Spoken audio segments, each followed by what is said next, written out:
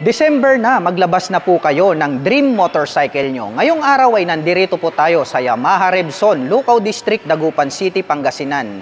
At ngayong araw ay magbibigay po ako ng pinakakumpletong price update regarding po rito sa mga big bike at scooter. Excited na ba kayo? Tara!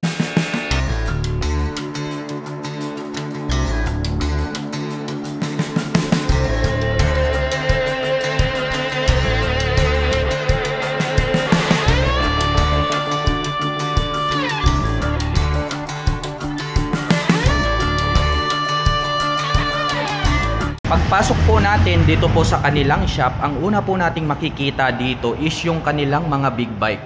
Unahin po natin itong nandirito sa harapan. Ito po pala yung kanilang Yamaha XSR 155. Meron po silang 2 color available dito. Meron silang silver and then ito pong sky blue color. Kaya kung naghahanap po kayo ng classic na semi big bike, available po ito. At ang presyo po pala nito pong kanilang Yamaha XSR 155 ay nagkakahalaga po ito ng 182,000 pesos.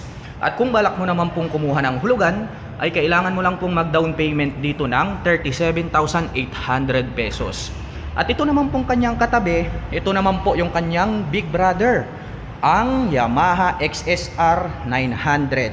Meron po silang 2 color available dito. Meron po silang blue color and then meron po tayong glossy black. Napakaastig po ng design nito pong Yamaha XSR 900. At ang presyo naman po nito pong kanilang Yamaha XSR 900 ay nagkakahalaga po ito ng 729,000 pesos. At ito naman pong kanyang katabi, ito naman po yung kanilang Yamaha MT-15. 155cc po ito. Ito po yung the dark side of Japan. Kaya pag naghahanap po kayo ng magandang motorsiklo at mabilis, ito po yung highly recommended. Ayun, napakabangis ng kanyang itsura. Ang presyo po pala nito pong kanilang Yamaha MT-15 ay nagkakahalaga po ito ng 178,000 pesos. At kung balak mo naman pong kumuha ng hulugan, ay kailangan mo lang pong mag-down payment ng 36,800 pesos. At ito naman po yung kanyang big brother. Ito naman po yung kanilang Yamaha MT-03. Wow! Palaki ng palaki yung engine displacement at pabangis ng pabangis yung kanilang body and design. Tignan nyo naman po ito pong kanyang visual looks. Napakabangis. At ang presyo naman po pala nito pong kanilang Yamaha MT-03 ay nagkakahalaga po ito ng 285,000 pesos. At kung balak mo naman pong kumuha ng hulugan ay kailangan mo lang pong mag-down payment ng 76,800 pesos. At ito naman pong kabila, ito naman po yung Yamaha MT-07. So mayroon naman po itong 700 cubic centimeter engine displacement. Napakabangis nito pong mga Yamaha big bikes. Black color naman po yung available dito. Silipin naman po natin itong kanyang headlight design. Napakabangis. At ang presyo naman po nito pong kanilang Yamaha MT-07 ay nagkakahalaga po ito ng 499,000 pesos. Ito naman po yung kanilang top of the line. Ito naman po yung kanilang Yamaha MT-010. Mayroon naman po itong 1,000 cubic centimeter engine displacement. Napakabrusko nitong big bike na ito. At ang presyo naman po nito pong kanilang Yamaha MT-10 na standard version ay nagkakahalaga po ito ng 799,000 pesos. Dito naman po sa kabila, ito naman po yung kanilang Yamaha R7. Yung mahilig naman po sa mga sports racing bike, mayroon din po kayong pagpipilian rito. Napakabangis po nito pong kanilang Yamaha R7. Ayan, no? Napakalaki po ng kanyang fuel tank at napaka-flawless po ng pagkaka-finish. Silipin natin itong kanyang napakabangis na headlight design. At ang presyo po pala nito pong kanilang Yamaha R7 ay nagkakahalaga po ito ng 597,000 pesos. At dito naman po, ito yung kanyang small brother. Ito po yung kanilang pinakabagong Yamaha R15M. Meron po itong 155 cubic centimeter engine displacement. Kaya para po dun sa mga baguhan, pagkatapos po nilang gumamit nito pong mga small displacement, ay balak po nilang mag-drive ng mga matataas na cubic centimeter na mga big bike. Ito po yung inyong stepping stone. At ang presyo po nito pong kanilang Yamaha R15M ay nagkakahalaga po ito ng 203,000 pesos. At kung balak mo naman pong kumuha ng hulugan, ay kailangan mo lang po ritong mag-down payment ng 41,800 pesos. Ito naman po yung kanilang top of the line pagdating po sa mga sports racing bike. Ito naman po yung kanilang Yamaha R1M. Meron po itong 1,000 cubic centimeter engine displacement. Napakatik po, and then alloy po yung kanilang ginamit para po sa kanyang swing arm. At makikita po natin na nakapuli carbon finish ito pong kanyang fairings, top of the line nga. At silipin naman po natin itong kanyang headlight design. Wow, napakabangis.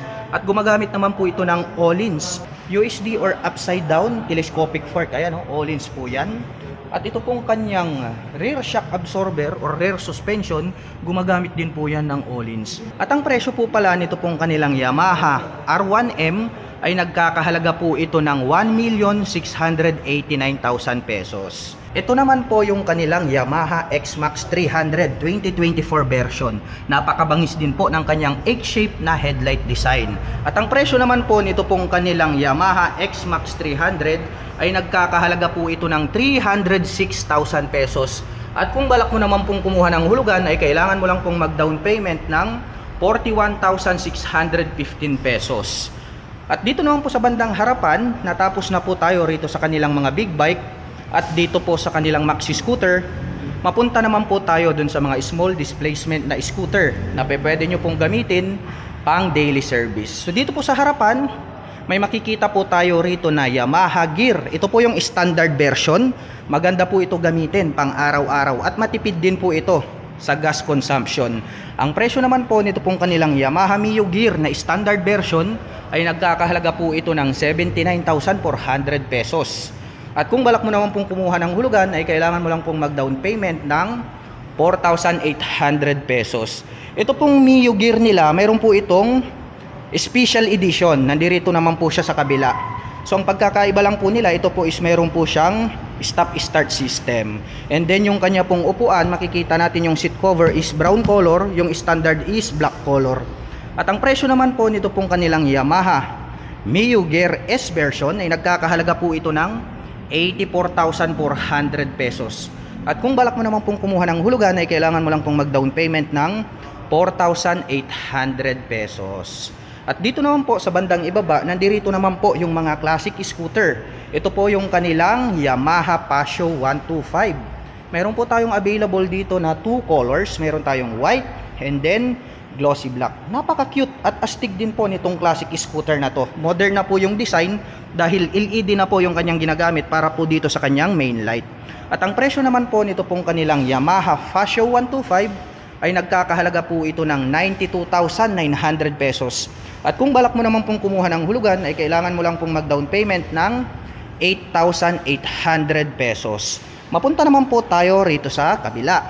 Ito naman po yung kanilang Yamaha Mio Gravis 125. Ito po yung kanilang black color. At kung gusto nyo naman po ng medyo kakaiba, meron po sila ritong brown color. Ito pong Yamaha Mio Gravis is 125 cubic centimeter po ito. Maganda po ito pang daily riding condition dahil nga po napakaangas din po at very unique ito pong kanyang headlight design. At ang presyo po pala nito pong kanilang Yamaha Mio Gravis ay nagkakahalaga po ito ng 92,000 pesos.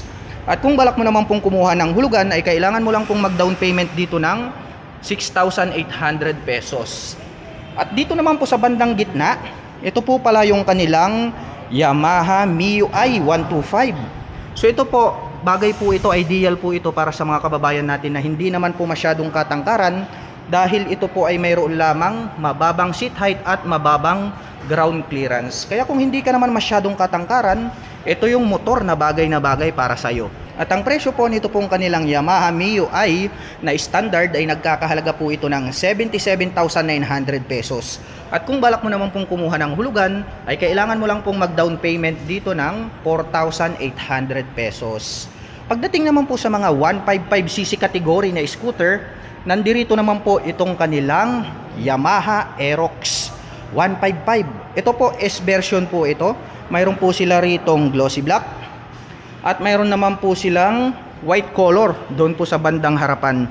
So unahin po natin ito pong kanilang S version or special edition. White color po ito at napaka-astig talaga nito pong kanyang headlight design. Ito pong S version is meron po siyang ABS para po sa kanyang front braking system. So meron na siyang anti-lock braking system. Yun po yung pagkakaiba niya sa standard. At ang presyo naman po nito pong kanilang Yamaha Aerox S version ay nagkakahalaga po ito ng 146,000 pesos.